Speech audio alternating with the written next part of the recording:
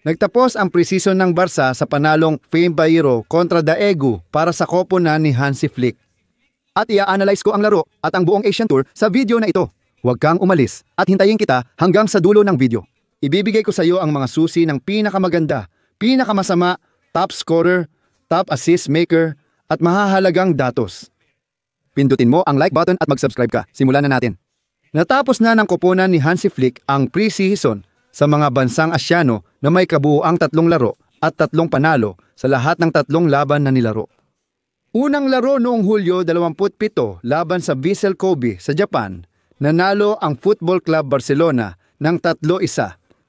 Sa ikalawang laban na ginanap noong ika-31 ng Hulyo laban sa Seoul, nanalo ang Barca ng 3-7. Malaking panalo laban sa South Korea. Ngayon, hatid namin ang kwento ng magandang laban kontra Daegu. Koponang tinambakan ng 5 gol kung saan muling ipinakita ng Barca ang galing nila. Ngayon, susuriin natin ang 11, ang pinakamaganda at pinakamasama sa laban, pati na rin ang buod ng preseason na siguradong kamangha-mangha. Mag-ingat ka, may ilang detalye na magugulat ka. Ito ang 11 na inilabas ni Hansi Flick sa unang kalahati. Sa lineup, si Joan Garcia ang goalkeeper, sina Koundé, Araujo, Gerard Martin sa sentro at Alejandro Balde sa depensa. Sa field, double pivot sina Frenkie de Jong at Gabi at may bagong attacking midfielder sa starting 11 na si Pedro Fernandez, mas kilala bilang Draw, ang homegrown player na naglaro bilang attacking midfielder na may matibay at kahangahangang kalidad. 17 ang edad niya, tandaan mo? Sa unahan, ang 3 siguradong starting forward ngayong season ay sina Lamine, Jamal, Rafinha at Robert Lewandowski. Magaling na koponan, may pangunahing mga starters at may ilang pagbabago. Hindi naglaro sina Inigo Martinez at Fermin Lopez sa laban na ito. At sa makatuwid sa koponan, makikita natin na malaking balita ang pagbabalik ni Gerard Martin bilang sentro ng depensa kasama si Ronald Araujo. Nagpahinga si Pau Cubarsí para sa ikalawang bahagi na tatalakayin pa natin mamaya. At pagkatapos sa gitna ng larangan, nagpahinga rin sina Pedri at Dani Olmo at pumasok sina Gabi at si Bueno, Dedro Arriba. Walang nagbago at inulit ni Hansi ang parehong tridente.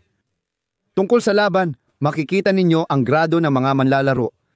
Nagpakita ng galing at sipag sa football ang mga manlalaro sa unang kalahati. Kung kailangan kong suriin ito sa taktikal na paraan, pipiliin ko ang ritmo. Ang taas ng ritmo na ipinakita ng mga manlalarong ito. Pareho sa may bola at wala sa mga transition sa pagbawi. Matindi ang presyon matapos matalo, lalo na sa koponang Koreano na dapat ding banggitin. Dumating bilang kulelat, halos tanggal na. Sila ang huli sa Liga ng Korea at maraming goal na natanggap. 45 goal sa 24 na laro. Pumasok ang Barca sa halftime na 3-0 ang lamang dahil sa 2 goal ni Gabi at 1 kay Lewandowski. Ang totoo, maganda ang pakiramdam ko at gustong-gusto ko ang laro ni Gabi. Most valuable player, walang duda. Pagkatapos, ipapasok ko si Lamine Yamal na gumawa ng napakagandang unang bahagi. Mahalagang banggitin na pwedeng nakadagdag pa ng 3 o 4 na goal ang Barca sa unang half. Kasama si Lamine Yamal na talagang nagpakitang gilas. Malaki talaga ang agwat ng kalidad ng 2 koponan na pinatunayan ni Lamine Yamal. Sa mga liko, dribble at bitin na tira dahil hindi pinayagan ng Diyos. Humanga ulit ako kay Gabi dahil sa doble niyang nagawang magagandang goal.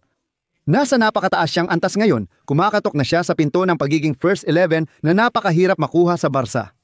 Kasama si Frenkie de Jong na hindi masyadong namukod tangi pero naglaro pa rin ng maayos. At sa harap si Drogo, gaya ng sabi ko, sa attacking midfielder, gumawa rin siya ng isang medyo kapanapanabik na papel. Itong batang ito ay may mga katangian ng isang napakagaling na manlalaro. Muling nakapuntos si Lewandowski sa pamilyar niyang paraan. Laging nasa tamang pwesto at naghihintay ng goal mula sa magandang pasa nina Gerard Martin at Rafinha. Hindi naman siya masyadong namukutangi pero naglaro pa rin siya ng mahusay at gaya ng dati, ibinubuhos niya ang lahat para sa kanyang mga kasama. Sa depensa, namukutangi sina Koundé at Balde. Kasama si Gerard Martin na sa isang pag-akyat ay nagbigay ng mahalagang assist kay Robert Lewandowski. Si Joan Garcia, sa goal, hindi masyadong nagtrabaho. May ilang puna sa mali niyang labas pero wala nang iba. Sa tingin ko, maaga pa para husgahan. Hindi makatarungan batikusin si Joan Garcia dahil hindi naman siya kinailangang kumilos sa loob ng 45 minuto. Sa ikalawang kalahati, pinalitan ng koponan ni Hansi Flick ang buong 11 tulad ng dati. Ipinapakita ang lalim ng kanilang roster at ang kalidad na meron sa bench ng Barca para makipagkumpetensya sa lahat ngayong darating na season. Pumasok si Chesney kapalit ni Joan Garcia. Tapos sumunod si Diego Cochen na naglaro ng 15 minuto. Pumasok sa court si Christian Semporcunde at si Eric Garcia kapalit ni Gerard Martin. Umalis si Araujo at pumasok si Pau Cubarsí dahil sa injury sa tuhod pero hindi ito malala. At pumasok si Hector Fort sa mga huling segundo. Umalis si Alejandro Valde, pumasok si Geoffrey Torrens. Si Frankie ay pinalitan ni Pedri at si Lewandowski ay pinalitan si Marcus Rashford.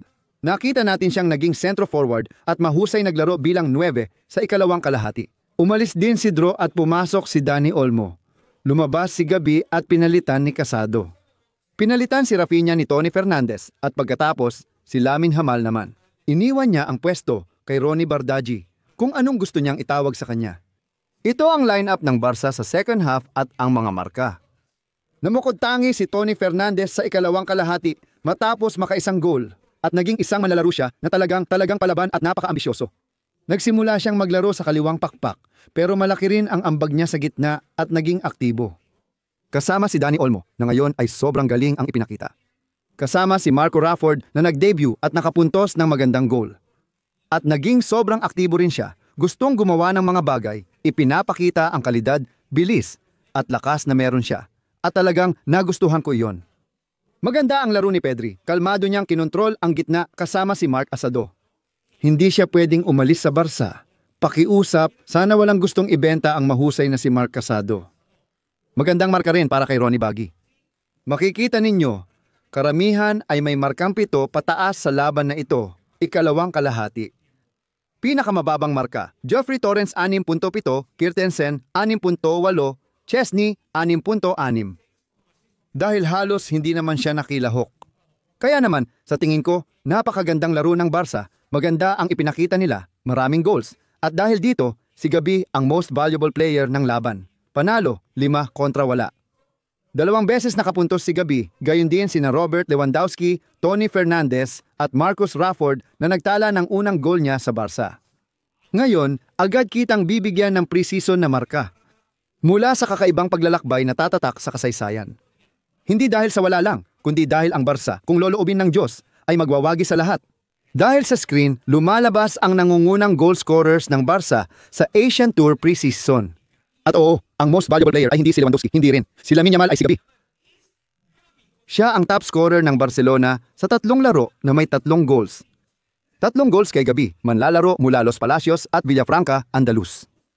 2 goals si Lamine Yamal at 2 rin si Robert Lewandowski. Dapat ding isama si Ferran Torres na 2 beses din naka-score tulad dati. Pero ngayon, hindi siya nakapaglaro. Hindi malinaw kung may nararamdaman si Ferran, pero hindi siya naglaro sa kamera ngayon. Narito ang 3 pinakamahusay ng Barca. Si Gabi ang may pinakamaraming goal na 3, habang sina Lewandowski, Lamine Yamal at Ferran ay may tig 2. Hindi masama, talagang hindi masama. Dahil sa ranking ng assist leaders, tabla ang 2 lalaking ito na may tig 2 assist. Si Gino Gerard Martin at Dani Olmo ay nagbigay ng tig 2 assist at kabilang sa pinakanamumukod tangi ngayong pre-season. Dito, malinaw na tumulong din sina Lamine, Mal, Yuskunde, Eric Garcia, Gabi, Jofra, Torrens at Robert Lewandowski. Bibigyan ko ng mataas na marka ang pre-season ng Barca. Nasa pagitan ng pasado, mataas at outstanding. Ngayong taon, kasama ang mga bagong mukha, Ronnie Bardghji, Marcus Rashford, Joan Garcia at si Dron. Nagpakita sila ng galing at pinatunayan kayang maglaro ng matagal at makatulong sa koponan. Naniniwala ako na malaki ang tulong ng grupo natin ngayon, lalo na sa mga bagong dumating. Sapat ang lalim ng Barca para lumaban sa lahat. Ilagay sa komento, ano masasabi mo sa pre-season at sa palagay mo, anong titulo makukuha ng Barca next season? Ngayong linggo may laban kontra Como para sa Joan Gamper Trophy. Sa susunod, magsisimula na ang liga at ang totoong laban. Mallorca Barca sa Barca Hoy, tampok ang top na kwento sa Spanish Online. Barca, mahal ko kayo noon, ngayon at magpakailanman.